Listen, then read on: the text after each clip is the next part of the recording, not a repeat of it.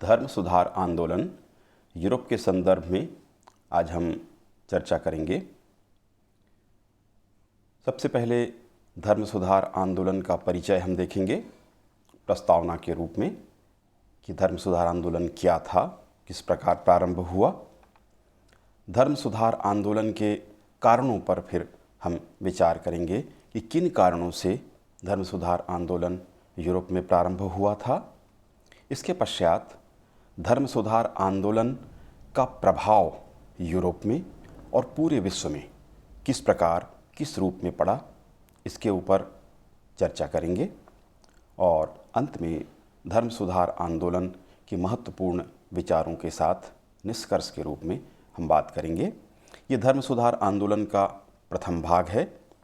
इसके पश्चात द्वितीय भाग में हम चर्चा करेंगे कि किस प्रकार से मार्टिन लूथर ने कार्य किया, आंदोलन किस प्रकार हुआ, उसका क्या योगदान, सफलता किस प्रकार से उसको प्राप्त हुई, ये दूसरे वीडियो में हम चर्चा करेंगे।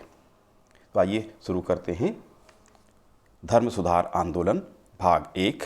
प्रस्तावना में हम देखते हैं कि ईसाई जगत में एकता थी, पूरा ईसाई जगत एक था और वह कैथोलिक ईसाई जगत था। रोम उसके केंद्र में था और पोप धर्म पद के प्रधान पद पर वह प्रतिष्ठित था। तो ईसाई जगत में एकता थी, कोई टूट नहीं थी, सभी पोप की आज्ञा स्वीकार करते थे। और कैथोलिक ईसाई जगत था मुख्य रूप से पूरे यूरोप में, लगभग पूरे यूरोप में जो वहाँ की जनता थी वह ईसाई धर्म को स्वीकार करती थी और कैथोलिक पंथ स्थापित था। तो ये ईसाई जगत की एकता थी, कोई टूट उसमें नहीं थी, विखंडन उसमें नहीं हुआ था। पोप के असीमित अधिकार थे। पोप रोम में निवास करता था, उसके पास अधिकार अत्यधिक इस प्रकार से थे, इस तरह से थे कि वह राजा को भी धर्म से बहिष्कृत कर सकता था। सामान्य लोगों की तो कोई बात ही नहीं थी, किसी को भी धर्म से बहिष्कृत कर सकने का अधिकार उसके पास था, कोई उस पर प्रश्न चिन्ह नहीं लगा सकता था। वह अपने आप को ईसा मसीह या ईसा का प्रतिनिधि कहता था। सेंट पीटर का उत्तराधिकारी वह स्वयं कहता था और ऐसा माना जाता था कि वह सेंट पीटर का उत्तराधिकारी है। बाइबिल में या धर्म के संदर्भ में कोई भी विवाद हो, उसके अंतिम व्याख्या या अंतिम निर्णय का अधिकार पोप के पास सुरक्षित था। उसने जो निर्णय दिया उस पर और कोई विचार नहीं हो सकता था। कोई ऐसी संस्था नहीं थी जो पोप के निर्णय के ऊपर कोई विचार दे सके या निर्णय दे सके। तो इस तरह से पोप के असीमित अधिकार थे। तीसरी स्थिति हम चर्च के संगठन की, चर्च की क्या स्थिति थी, कैथोलिक चर्च का संगठन किस प्रकार से था। चर्च के पदाधिकारी थे आर्च बिशप, बिशप, कार्डिनल, पादरी। पादरी में भी छोटे पादरी और बड़े पादरी, चर्च का एक प्रधान होता था। बड़ा पादरी होते थे और छोटे पादरी जो होते थे, छोटे पादरी मुख्य रूप से कार्य करते थे, बड़े पादरी उनको आदेश दिया करते थे। इस तरह से चर्च के अधिकारियों का संगठन था।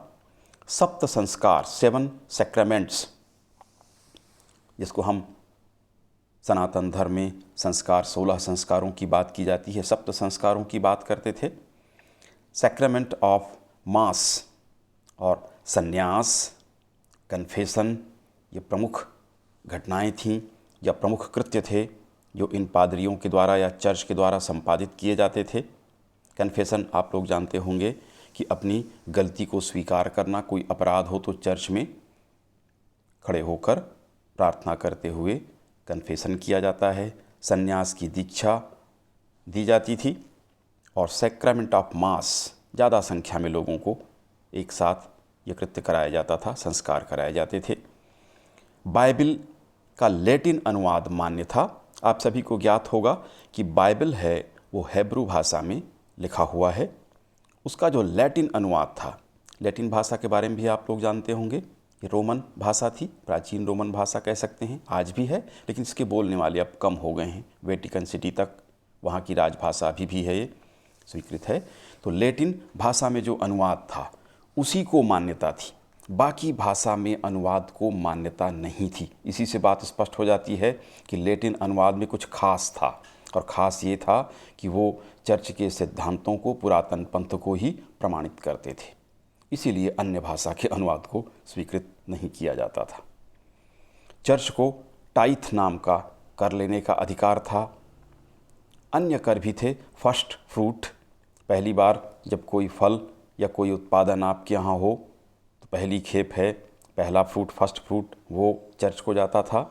और अन्य प्रकार के भी कर, आगे हम चर्चा करेंगे, भेंट, उपहार आदि प्राप्त होता था इनको। पृथक धार्मिक न्यायालय होते थे। सामान्य न्यायालयों में चर्च के ऊपर या चर्च के किसी पदाधिकारी पर मामला नहीं चल सकता था। सामान्य न्यायालय उनके खिलाफ कोई निर्णय नहीं दे सकते थे, निर्णय ही नहीं दे सकते थे, केवल खिलाफ की बात नहीं, कोई भी निर्णय नहीं दिया जा सकता था, मामला वहाँ जाता ही नहीं था सामान्य अदालतों में। पृथक धार्मिक न्यायालय थे। स्वाभाविक है, अगर वो न्यायालय ही धार्मिक हैं तो न्यायाधीश भी धार्मिक होंगे, पोप के द्वारा नियुक्त होंगे, या राष्ट्रीय चर्च में जब बाद में हुआ तो उसकी बात तो खैर अलग थी। जहाँ भी चर्च में कोई भी न्यायाधीश होगा वह कैथोलिक धर्म का जानकार होगा और पोप से संबंधित अवश्य होगा, तो निर्णय उनके पक्ष में ही जाएंगे। इस प्रकार से न्याय व्यवस्था में चर्च के न्याय के लिए सामान्य न्यायालय सक्षम नहीं थे। चर्च की व्यवस्था में और भी अनेक दोष थे। इन दोषों में सभी अधिकांश जो चर्च के पदाधिकारी थे, पोप से लेकर पादरियों तक, पादरियों में विशेषकर बड़े पादरी तक और बहुत स्थलों पर छोटे पादरी तक, विलासिता में मस्त थे। जबकि सामान्य धार्मिक व्यक्ति से विलासिता की अपेक्षा नहीं की जाती, बल्कि त्याग की अपेक्षा की जाती है। तो चर्च की व्यवस्था में बड़ा दोष था कि विलासिता ऊपर से लेके, पोप से लेकर छोटे पादरी तक विस्तृत हो गया था। भ्रष्टाचार था, आचरण भ्रष्ट था, जबकि उच्च आचरण की अपेक्षा जनता करती है। धार्मिक मामले में जो भी पदाधिकारी हों उनसे बड़ी अपेक्षाएं थीं, लेकिन ये भ्रष्टाचार में लिप्त थे। नैतिक पतन इनका हो चुका था, नैतिकता इनकी गिर चुकी थी। राशि अनैतिक रूप से प्राप्त करना, अनैतिक संबंध स्थापित करना, ये सामान्य बातें थीं। संपत्ति का अत्यधिक संग्रह यहाँ हो चुका था। जमीनें दान में मिलती थी, भेंट, उपहार, टाइथ, अन्नेट, बहुत सारी फर्स्ट फ्रूट, ये सब यहाँ आते थे। सोना इकट्ठा था, जमीन इकट्ठी थी। इस तरह से चर्च में या चर्च की व्यवस्था में बहुत सारे दोष विद्यमान हो गए थे। व्याप्त असंतोष एवं इसी के कारण अंततः आंदोलन प्रारंभ हुए। मार्टिन लूथर ने इनका विरोध किया। पाप मोचन पत्रों का विक्रय पोप के आदेश से विटनबर्ग नगर में उपस्थित हुआ था एडवर्ड टिटजेल, और उसका विरोध इन्होंने किया 95 प्रसंगों के माध्यम से 1517 में। और इस तरह से इसी विरोध के कारण धर्म सुधार आंदोलन अंततः प्रारंभ हुआ। वार्नर और मार्टिन ने लिखा है, धर्म सुधार आंदोलन पोप पद की सांसारिकता व भ्रष्टाचार के विरुद्ध एक नैतिक विद्रोह था। सत्य प्रतीत होता है। सेविल के अनुसार वास्तव में यह एक दोहरा आंदोलन था, जिसका उद्देश्य एक ओर ईसाइयों के जीवन का नैतिक उत्थान था, तो दूसरी ओर पोप की सत्ता को धार्मिक क्षेत्र में कम करना था। सेविल का कथन भी पूरी तरह से सत्य है। आइए अब हम देख लेते हैं धर्म सुधार आंदोलन के पीछे कौन से कारण जिम्मेदार थे, किन कारणों से ये प्रारंभ हुआ था। पहला है चर्च में व्याप्त भ्रष्टाचार, जिसकी हमने अभी कुछ चर्चा की। पादरियों का नैतिक पतन हो चुका था, नैतिक रूप से वे गिर चुके थे, सामान्य शिष्टाचार भी वो भूल चुके थे। चर्च भ्रष्टाचार और विलासिता के केंद्र थे। सारी वो बातें जो सामान्य व्यक्ति करता है, बल्कि उससे भी ज़्यादा नीचे गिर चुके थे, क्योंकि सारे जो संस्कार थे वो इन्हीं को संपादित करने होते थे, और ये प्रत्येक ईसाई व्यक्ति की मजबूरी थी कि उनके शरण में जाए, तो इसका वो अनुचित लाभ उठा रहे थे और विलासिता और भ्रष्टाचार में मस्त थे। पादरी जो थे वो कर्तव्य विमुख हो गए थे। हमने आपको बताया जितने बड़े पदाधिकारी थे, बड़े पादरी तक, वो कोई भी कार्य नहीं कर रहे थे या नहीं के बराबर कार्य कर रहे थे। छोटे पादरी वर्ग के जो लोग थे वो मुख्य रूप से जनता के संपर्क में थे और कार्य भी कर रहे थे। तो पादरियों की कर्तव्य विमुखता, अपने कर्तव्य के प्रति वो जागरूक नहीं थे, जिसके लिए उनको कर दिया जाता था, भेंट उपहार दिए जाते थे, अन्य तरह से लाभ प्राप्त होते थे, लेकिन अपना कर्तव्य वो नहीं निभा रहे थे। पादरियों का चरित्र भ्रष्ट हो गया था, नैतिक रूप से वो गिर गए थे, रिश्वत लिया करते थे, नैतिक चरित्र उनका गिर चुका था। इस तरह से पादरियों का चरित्र भ्रष्ट हो गया था। इस प्रकार के भ्रष्टाचार चर्च में व्याप्त थे। विकृत एवं भ्रष्ट पोपशाही की व्यवस्था में भी बड़े दोष थे। उस पर हम चर्चा कर लेते हैं क्रमशः क्या क्या स्थितियां थीं। इंटरडिक्ट एक अधिकार था पोप के पास, जिसका अर्थ होता है कि वह किसी भी देश में, जहाँ भी ईसाई राज्य थे पूरे यूरोप में, किसी भी देश के चर्च को वह बंद कर सकता था। और ऐसा वो तभी करता था जब वहाँ के शासक या वहाँ के लोग उसकी बात को स्वीकार नहीं कर रहे हैं या उसका विरोध कर रहे हैं या किसी बात से वह उनसे नाराज़ हो गया। और चर्च बंद करने का अर्थ है कि जो 7 संस्कार होते हैं, जन्म से लेकर मृत्यु तक, विवाह, बपतिस्मा, हमने कुछ संस्कारों की चर्चा भी की। तो 7 संस्कार सामान्य तौर पर 7 संस्कार माने जाते हैं, अधिक भी थे।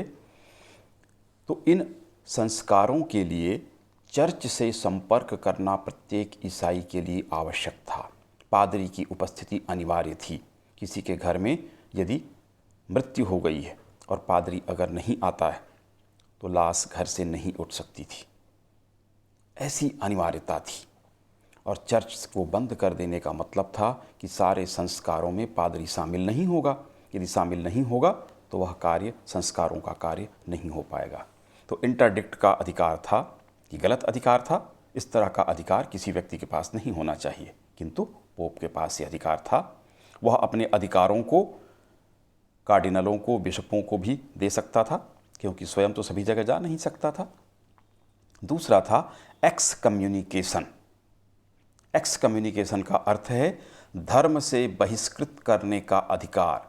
किसी भी ईसाई व्यक्ति को, चाहे वह देश का सम्राट ही, राजा ही क्यों न हो, रानी क्यों न हो, राजकुमार, युवराज क्यों न हो, कितना बड़ा भी पदाधिकारी क्यों न हो, पोप को यह अधिकार था कि वह किसी को भी धर्म से बहिष्कृत कर सकता था। इस कारण पोप का दबाव प्रत्येक राजा पर, आम जनता पर तो था ही, दबाव था। यदि वह उसकी बात स्वीकार नहीं करेगा, चाहे उसकी बात, पोप की बात उचित हो, अनुचित हो, वह जो कहेगा वो शासक को और आम लोगों को स्वीकार करना होगा। नहीं करने पर वह धर्म बहिष्कृत कर सकता था। ये केवल अधिकार ही नहीं था, कई राजाओं पर उसने इस प्रकार के, राजकुमारों पर, राजाओं पर, आम लोगों पर तो खैर किया ही गया, बड़े पैमाने पर किया गया। और इसी के कारण विरोध शुरू हुआ था। तो विकृत एवं भ्रष्ट पोपशाही थी। न्यायालय में सुनवाई नहीं होती थी। धार्मिक मामलों की सुनवाई न्यायालय में नहीं होती थी। इनके लिए पृथक न्यायालय होते थे और धार्मिक न्यायालय होते थे, और उनमें इन्हीं के आदमी यानी पादरी वर्ग से ही लोग न्यायाधीश हुआ करते थे। तो ये केवल न्याय का दिखावा होता था, वस्तुतः न्याय होता नहीं था। प्लूरेटीज नाम का एक अधिकार था। इसमें कोई भी धार्मिक व्यक्ति, पोप से लेकर नीचे तक, उसको एक से अधिक पद पर रहने का अधिकार है। अभी आप लोगों को ज्ञात होगा कि कोई भी व्यक्ति किसी भी 2 पद पर, सरकारी 2 पदों पर नहीं रह सकता। यहाँ तक कि जनप्रतिनिधि होते हैं, जो विधायक, सांसद होते हैं, वो लाभ के किसी अन्य पद पर नहीं हो सकते। ये नियम बनाया गया है। उस समय इसका खुला उल्लंघन था। कोई एक व्यक्ति कई पदों पर कार्य कर सकता था। आप कल्पना कर सकते हैं कि एक व्यक्ति अगर कई पदों पर हो तो वो एक साथ कैसे काम कर सकता है। अगर एक व्यक्ति सीएमओ भी हो और एक प्रोफेसर भी हो, तो या तो वो कॉलेज में रहेगा या फिर वो नगर पालिका, नगर पंचायत में रहेगा। दोनों जगह एक साथ तो काम कर नहीं सकता। ये प्लूरिटीज जो था, एक तरह से अधिक लाभ प्राप्त करने की भ्रष्ट व्यवस्था थी। तो इस प्रकार की व्यवस्था थी जो गलत थी, इसका विरोध हुआ। पदासीन जो पोप थे, उनका चरित्र भी उच्च नहीं था जैसा होना चाहिए। उदाहरण के लिए अलेक्जेंडर छठा था, भ्रष्ट चरित्र का व्यक्ति था और सभी इसके बारे में जानते थे। जूलियस सेकंड जो राजनीति में रुचि रखता था, धर्म के मामलों को छोड़कर, वो धर्म के सर्वोच्च पदाधिकारी थे, उनको पूरी तरह से धार्मिक होना चाहिए, किंतु उनकी रुचि राजनीति में थी। इस प्रकार से विकृत एवं भ्रष्ट पोपशाही की स्थिति थी, जिसके कारण विरोध हुआ और धर्म आंदोलन की शुरुआत हुई। पोपशाही का विभाजन हो गया। ये बड़े मज़े की बात थी। रोम में एक पोप और आवियो नगर था इटली में, वहाँ पे दूसरा पोप खड़ा हुआ। दोनों ने अपने आप को पोप घोषित कर दिया और विवाद इनके बीच शुरू हुआ। दोनों ने परस्पर एक दूसरे को धर्म बहिष्कृत कर दिया। दोनों ने एक दूसरे को धर्म से निकाल दिया। अब जनता माने किसको? दोनों अपने आप को पोप कह रहे हैं। जैसे अभी हमारे यहाँ भी इस तरह से, भारत में भी इस तरह का विवाद होता है। एक स्थान पर एक शंकराचार्य हैं, दूसरे स्थान पर दूसरे शंकराचार्य हो गए, विवाद शुरू हो जाता है। मठों को लेकर विवाद होता है। यहाँ पर तो धर्म का सर्वोच्च अधिकारी ही एक दूसरे को धर्म से बहिष्कृत कर रहे थे। जनता बड़े संशय में थी। परस्पर दोनों ने एक दूसरे की आलोचना भी की और पृथक पृथक नियुक्तियां उन्होंने जारी कर दी। एक देश एक स्थान के लिए दो दो नियुक्तियां, अनेक नियुक्तियां की गईं। इस तरह से पोपशाही में विभाजन के कारण बड़ी विवाद की स्थिति और विरोध की स्थिति जनता में निर्मित हुई। शक्तिशाली राजतंत्रों का उदय हुआ। जब राजतंत्र शक्तिशाली हुए तो कोई भी शक्तिशाली व्यक्ति किसी दूसरे की आज्ञा को स्वीकार नहीं कर सकता, और यही हुआ। पहले राजा कमज़ोर थे, पोप की आज्ञा को चुपचाप स्वीकार करते थे सिर झुकाकर। अब राजा जब शक्तिशाली हो गए और जब राष्ट्रीय चर्चों की स्थापना उन्होंने शुरू कर दी। राष्ट्रीय चर्च जो थे वो अपने देश के चर्च की व्यवस्था थी, और उस व्यवस्था में राजा प्रमुख होता था, न कि पोप। पोप को उन्होंने एक तरह से धार्मिक मामलों से बाहर करना शुरू किया। ये राष्ट्रीय चर्चों की स्थापना के साथ हुई। राजा अब शक्तिशाली थे। कोई भी शक्तिशाली व्यक्ति अन्य का हस्तक्षेप स्वीकार नहीं करता। फ्रांस, इंग्लैंड, स्पेन और रूस में ऐसे शक्तिशाली राजतंत्रों की स्थापना हुई। इसके बाद इटली, जर्मनी और यूरोप के सभी देशों में शक्तिशाली राजतंत्रों की स्थापना हुई और वहाँ राष्ट्रीय चर्चों की स्थापना की गई। चर्च की संपत्ति का अधिग्रहण शुरू हो गया। इस तरह के कार्य शक्तिशाली राजाओं ने, राजतंत्रों ने किया, और ये संभव था। जो कैथोलिक व्यवस्था थी उससे बाहर होकर ये किया जा सकता था, क्योंकि उस व्यवस्था के अंतर्गत रहते हुए करना संभव नहीं था। इसी कारण से ज़्यादातर राजाओं ने या देशों ने कैथोलिक संप्रदाय की जो व्यवस्था थी उसका विरोध किया, पोप का विरोध किया, और धर्म सुधार आंदोलन का श्री गणेश हुआ। पुनः जागरण का प्रभाव पूर्व की वीडियोज़ में हम चर्चा कर चुके हैं कि पुनः जागरण किस प्रकार से हुआ था। जन जागृति आई थी पूरे यूरोप में। तर्क वितर्क, वैज्ञानिक सोच, इसकी शुरुआत हुई। बहुत सारी खोजें हुई, बहुत सारे आविष्कार हुए, विचारकों ने प्रभावित किया। बड़े पैमाने पर विचारकों ने लेख लिखे, समाचार पत्र, ग्रंथों के माध्यम से ज़बरदस्त जन जागृति आई। और ये पुनः जागरण का ही प्रभाव था कि धर्म सुधार आंदोलन प्रारंभ हुआ। इरास्मस ने मूर्खता की प्रशंसा, प्रेसा फॉली में चर्च की कटु आलोचना की। बताया किस प्रकार से भ्रष्टाचार की व्यवस्था चर्च में कायम है। पोप से लेकर पादरियों तक कैसे ये भ्रष्टाचार का विषबेल फैला हुआ है, इसकी चर्चा उसने की। ये ग्रंथ बहुत प्रसिद्ध हुआ। लूथर ने जर्मन भाषा में बाइबल का अनुवाद किया। क्या हुआ इससे?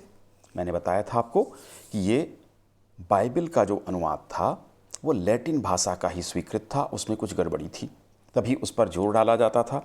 लेकिन लूथर ने जर्मन भाषा में बाइबल का अनुवाद कर दिया। आम लोग अब पढ़ सकते थे, समझ सकते थे। और जैसे ही आम लोगों ने देखा कि वास्तव में बाइबल में लिखा क्या है और पादरी हमको क्या बता रहा था, उसमें बड़ा अंतर उनको महसूस हुआ। अब इस कारण उन्होंने विरोध किया, बाइबल के अनुसार धर्म हो, न कि पादरी जो कह रहा है उसके अनुसार हो। इस प्रकार विरोध शुरू हुआ। मानववाद की जो स्थापना हुई, मानववाद में धर्म, आध्यात्म, त्याग और बलिदान की उपेक्षा की गई, उसको स्वीकार नहीं किया गया। मानववादी प्रसिद्ध विचार था। पुनः जागरण के अंतर्गत अधिकांश विद्वानों ने इसका समर्थन किया था। त्याग, बलिदान, आध्यात्म, इसको अस्वीकृत कर दिया गया। भौतिकवादी सोच, संसार में कैसे प्रगति हो, मनुष्य को कैसे सुख प्राप्त हो, इस पर ध्यान केंद्रित हुआ। व्यक्तिवाद की बात शुरू हुई। इस कारण से पुनः जागरण पर सीधा प्रभाव पड़ा, क्योंकि सीधे तौर पर मानववाद जो था वो धर्म की जो व्यवस्था थी उसकी खिलाफत करती थी। आध्यात्म, त्याग, बलिदान जिसकी चर्चा चर्च के द्वारा की जाती थी उसका इसने विरोध किया और भौतिकवादी और व्यक्तिवाद की बात का समर्थन किया। इस तरह से पुनः जागरण का व्यापक प्रभाव हुआ और उसी का मुख्य परिणाम था कि धर्म सुधार आंदोलन प्रारंभ हुआ। धर्म सुधारकों का प्रभाव भी बड़ा व्यापक था। जॉन वाइक्लिफ, जिसने बाइबिल का अंग्रेजी में अनुवाद किया, जैसे लूथर ने जर्मन भाषा में किया था बाइबिल का अनुवाद, जॉन वाइक्लिफ ने बाइबिल का अनुवाद अंग्रेजी में किया। अंग्रेज़ों को भी, या जो अंग्रेजी जानते थे उनको यह पता चला कि वस्तुतः बाइबिल में लिखा क्या है। जॉन हस, जो एक प्रोफेसर थे, ये जर्मनी के क्षेत्र में थे, इन्होंने धर्म विरोध किया। धर्म विरोध से अर्थ जो कैथोलिक संप्रदाय के सिद्धांत थे उनकी कटु आलोचना की, और इससे धर्मभीरू इतने ज़्यादा हतोत्साहित हुए कि उन्होंने इनको जिंदा जला दिया। इतना ज़बरदस्त प्रभाव इनका हुआ था, लोग इनसे प्रेरित हुए थे।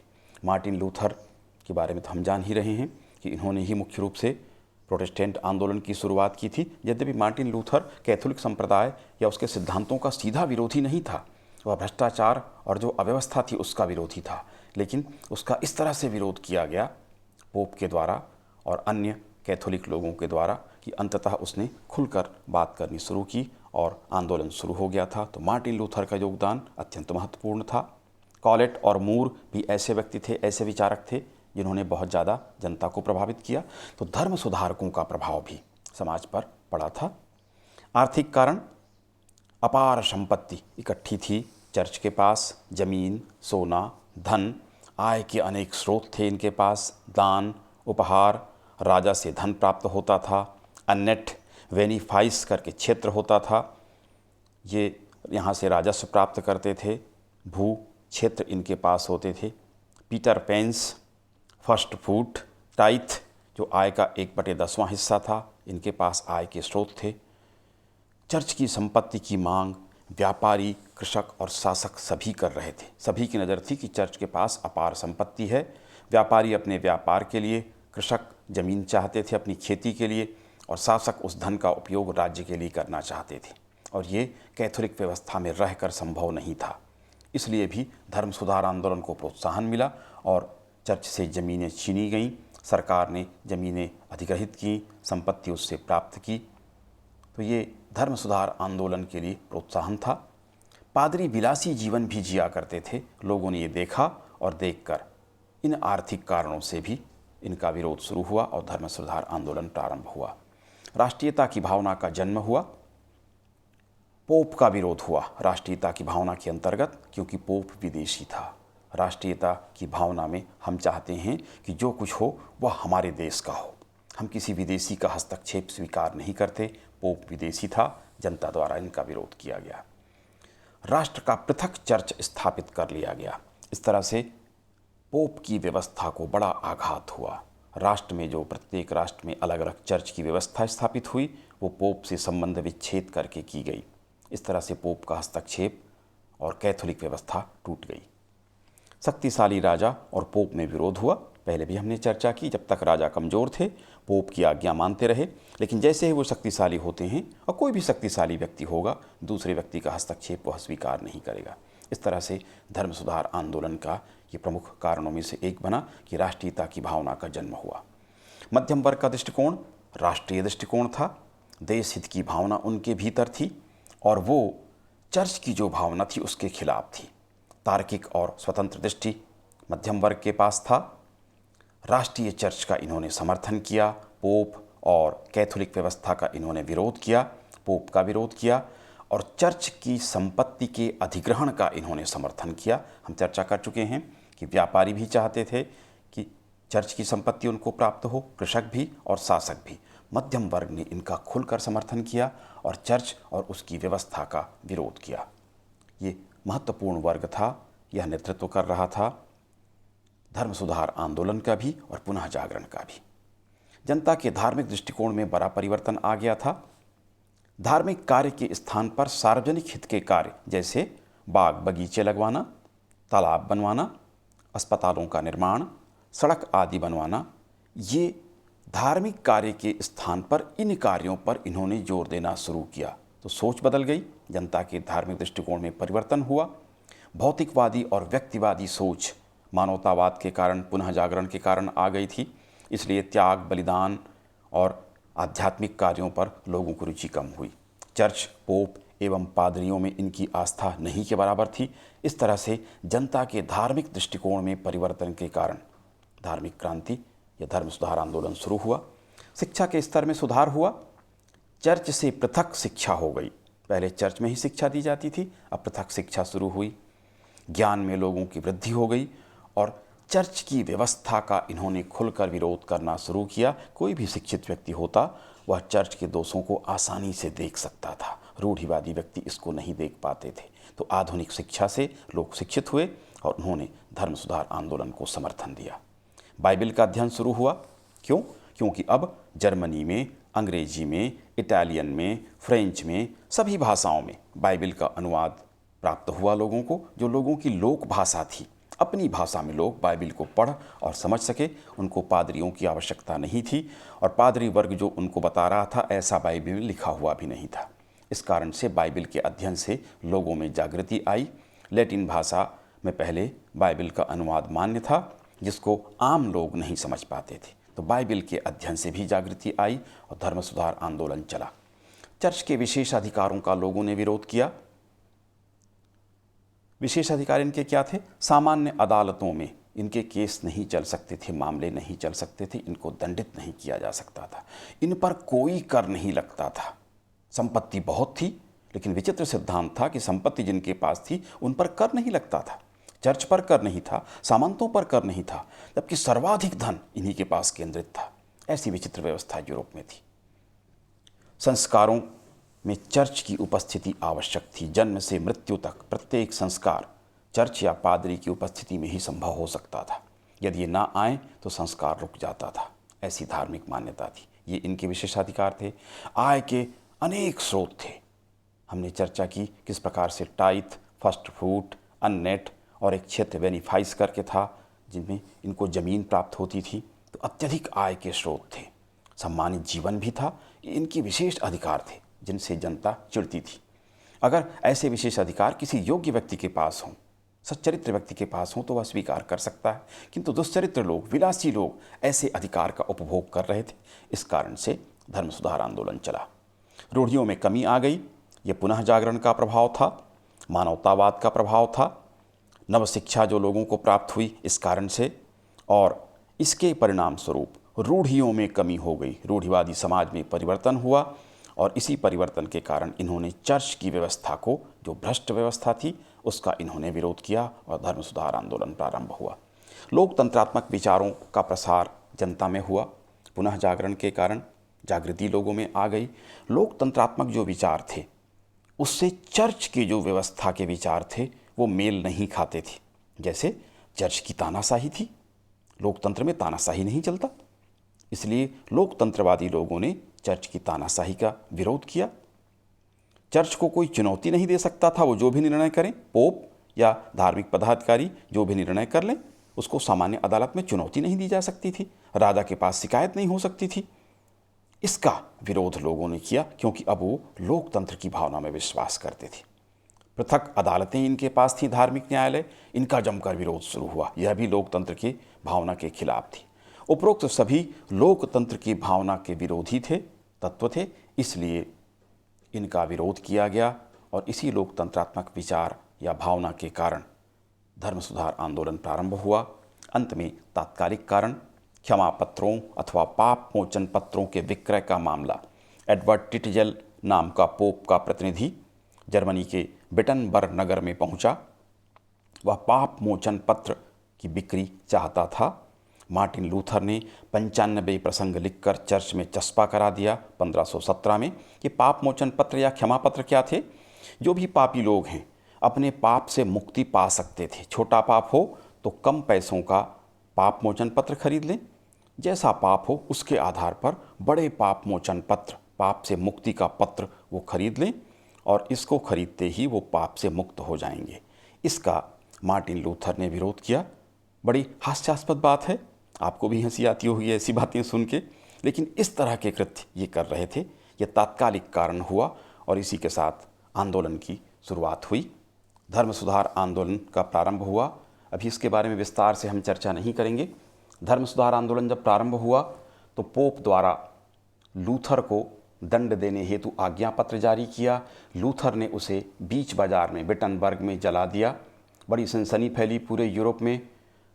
ट्रेंट में सभा का आयोजन किया गया सम्राट के द्वारा, जर्मन सम्राट के द्वारा उसे दंडित करने के लिए कहा गया।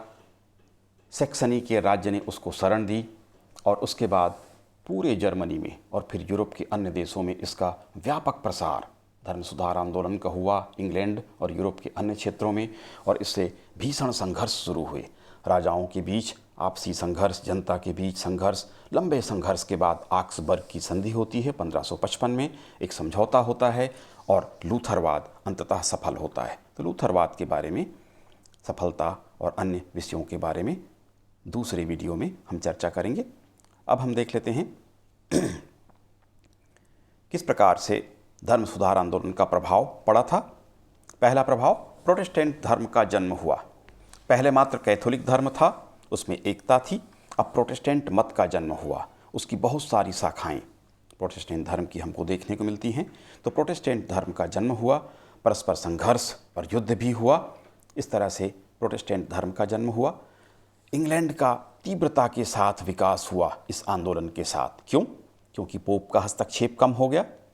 पोप के द्वारा अमेरिका में व्यापार करने की अनुमति इंग्लैंड को नहीं दी गई थी, स्पेन और पुर्तगाल को ही दिया गया था। इंग्लैंड में जब धर्म सुधार आंदोलन हुआ तो पोप की आज्ञा की परवाह न करते हुए, क्योंकि अब वो प्रोटेस्टेंट देश हो गया था, अमेरिका में व्यापार करना शुरू किया। इस तरह से इंग्लैंड का विकास धर्म सुधार आंदोलन से जुड़ा था। राजा की शक्ति में वृद्धि हो गई। क्यों? क्योंकि पृथक चर्च की स्थापना हुई जिस पर पोप का नियंत्रण नहीं था। पोप का हस्तक्षेप बंद हो गया। राष्ट्रीय चर्च की स्थापना हुई और राजा का नियंत्रण चर्च पर स्थापित हुआ। ये प्रभाव था। चर्च अब सामान्य न्यायालय के दायरे में आ गया, जिसका विरोध आम जनता के लोग कर रहे थे। पादरियों पर भी अब सामान्य व्यक्तियों की तरह सामान्य न्यायालयों में मामले चलेंगे। इस तरह से राजा की शक्ति में वृद्धि हुई धर्म सुधार आंदोलन के कारण। संसद पर भी प्रभाव पड़ा, क्योंकि राजा के साथ संसद ने सहयोग किया था धार्मिक मामलों में और पोप से संबंध विच्छेद करने में। इससे संसद के कार्य क्षेत्र में भी और कार्य क्षमता में भी वृद्धि हुई, संसद की शक्ति में भी वृद्धि हुई। लॉर्ड सभा पर भी प्रभाव पड़ा, क्योंकि ये ज़्यादा चर्च के प्रभाव में थे। अब लॉर्ड सभा भी चर्च के प्रभाव से पृथक हुआ। इस प्रकार से संसद पर ये प्रभाव पड़ा। सामाजिक क्षेत्र में भी प्रभाव पड़ा। चर्च के अधिकारियों का प्रभाव सीमित हुआ। भूपति वर्ग, नए भूपति वर्ग का जन्म हुआ, उनकी संख्या में वृद्धि हुई, क्योंकि चर्च की ज़मीनें छीनी गई। बेरोजगारों की संख्या में वृद्धि हो गई, क्योंकि मठ में बहुत सारा काम धार्मिक कार्यों में ये लगे रहते थे, तो बेरोजगारों की संख्या बढ़ गई। भिखारी, चोर और लुटेरों की भी संख्या बढ़ गई, क्योंकि बहुत कुछ दान दक्षिणा इनको प्राप्त हो जाता था, भोजन प्राप्त हो जाता था। अब नहीं हुआ। धर्म सुधार आंदोलन के बाद कैथोलिक जो मठ थे वो बंद होने लगे। तो इस तरह की स्थिति सामाजिक रूप में हमको प्रभाव देखने को मिलता है। आर्थिक क्षेत्र में चर्च की संपत्ति पर राज्य का अधिकार हुआ, अधिग्रहण किया गया। पोप और मठों को दी जाने वाली सहायता जो सरकार के द्वारा दी जाती थी, जनता के द्वारा दी जाती थी, वो बंद हो गया और इसी का उपयोग देश के विकास के कार्यों में हुआ। तो ये आर्थिक सुधार हुए। शिक्षा पर भी प्रभाव पड़ा। हमने चर्चा की, चर्च से पृथक शिक्षा दी गई। व्यवहारिक शिक्षा, भौतिक और लौकिक शिक्षा दी गई। व्यवहारिक शिक्षा दी गई। शिक्षा का प्रभाव शिक्षा के क्षेत्र में पड़ा। व्यवस्थित शिक्षा प्रणाली का जन्म हुआ। स्कूल, कॉलेज, यूनिवर्सिटीज़ का जन्म हुआ। तो इस तरह से शिक्षा के क्षेत्र में प्रभाव देखने को मिलता है। चर्च के दोष दूर हुए, चाहे वह प्रोटेस्टेंट चर्च हो या कैथोलिक चर्च हो, सभी में सुधारवादी नीति का अनुसरण किया गया। सब ने अपने को अच्छा दिखाने का प्रयास किया। चर्चों की नैतिकता में भी सुधार हुआ। जब इस तरह का बवाल पूरे यूरोप में मचा तो प्रोटेस्टेंट और कैथोलिक चर्च सभी ने अपनी स्थिति में सुधार करने का प्रयास किया। ईसाई धर्म के संप्रदायों में प्रतियोगिता शुरू हो गई। प्रोटेस्टेंट संप्रदाय थे एंग्लिकन, प्यूरिटन, प्रेस्बिटेरियन, काल्विनवादी, जिंगलीवादी, लूथरवादी, और कैथोलिक और प्रोटेस्टेंट प्रतिस्पर्धा भी थी। सब अपने को अच्छा बताने का, अपने को श्रेष्ठ बताने का प्रयास करने लगे। तो एक स्वस्थ प्रतियोगिता की शुरुआत हुई। यह भी प्रभाव था। कैथोलिक एकाधिकार की समाप्ति हो गई, उसे चुनौती देने के लिए प्रोटेस्टेंट मत उपस्थित हुआ। इस तरह से ये बड़ा प्रभाव पड़ा। केवल एक दुकान थी धर्म की, अब दूसरी दुकानें भी शुरू हुई। प्रतिधर्म सुधार आंदोलन प्रारंभ हुआ। कैथोलिक धर्म ने अपने ही पंथ में सुधार करने का प्रयास किया। ट्रेंट में सभाएं आयोजित हुईं। व्याप्त दोषों को दूर करने का प्रयास किया गया। पोप शाही में पोप की व्यवस्था में सुधार हुआ। जेसुइट संघ ने इसमें महत्वपूर्ण भूमिका निभाई। तो अपने धर्म में जो व्यवस्था थी, जो दोष थे, उनको सुधारने का प्रयास कैथोलिक सुधार आंदोलन के द्वारा किया गया। निष्कर्ष के रूप में हम देख सकते हैं कि कैथोलिक चर्च व्यवस्था में अनेक दोष थे। हमने विस्तार से इस पर चर्चा की और इन्हीं दोषों के कारण ये आंदोलन, धर्म सुधार आंदोलन प्रारंभ हुआ था। ईसाई जगत अब विभाजित था। पहले केवल एक कैथोलिक ईसाई जगत था, अब प्रोटेस्टेंट मत के रूप में अनेक संप्रदायों के साथ इसका विरोध हुआ। इस तरह से ईसाई जगत अब खंडित हुआ, विखंडित हुआ। यद्यपि वो ईसाई ही थे, किंतु अलग अलग पंथों की इसमें स्थापना हुई। मार्टिन लूथर का योगदान सर्वाधिक महत्वपूर्ण था। विस्तार से अपन अगले वीडियो में इस पर चर्चा करेंगे।